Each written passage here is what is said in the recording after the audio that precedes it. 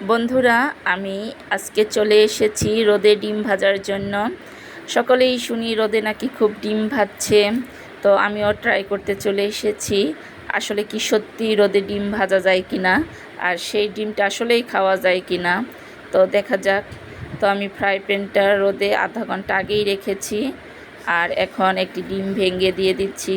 দেখি খুব রোদ, আসলে রোদে থাকাও যাচ্ছে না, তারপরেও রোদে দিচ্ছি। এই যে ডিম দিলাম, তো দেখি কি হয়।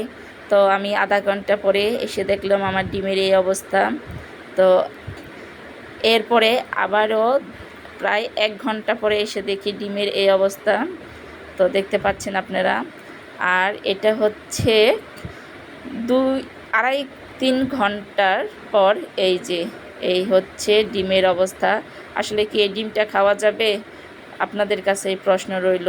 দেখেন, কে বলতে পারবে এই ডিম খাওয়া যাবে?